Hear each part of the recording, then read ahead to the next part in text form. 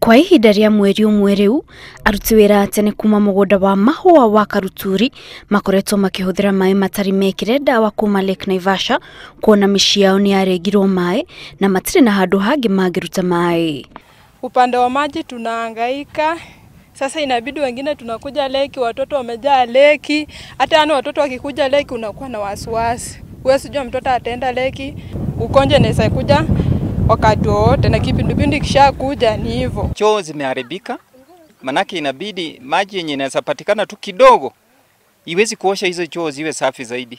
Na unajua sasa kukiwa na kuna kosekana usafi, kuna magonjwa ambayo yanaweza tokezea ambaye inaweza kuwa ni hatari sana wakati huu kama wanafunzi wameshafunga shule. Aruti wĩra ya hamwe na family ciao marateta ati nimaretigira gututhuka kwa murimu kuona maĩ maria marahũthĩra matikinyanĩirie ikĩro cia kũhũthĩrwo nĩ andũ mĩciĩ-inĩ.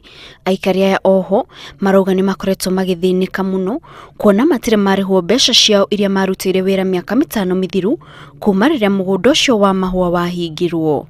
Ni hatari kwa sababu hii maji si safi. Then ni watu wengi, kuna wanakanyaga alafu wanakuja kufulia hapa uchafu ndani na tunakunywa tena. Wengi wetu hawana kazi, hata hiyo kupata water guard ni vigumu ili tuweze kutibu yale maji. Kuna vile vyombo vingine ambavyo huwa inatumika kutibu yale maji ambayo ni water straw. Hiyo hata wengine hawajui. Tungepata hizo hata zingetusaidia.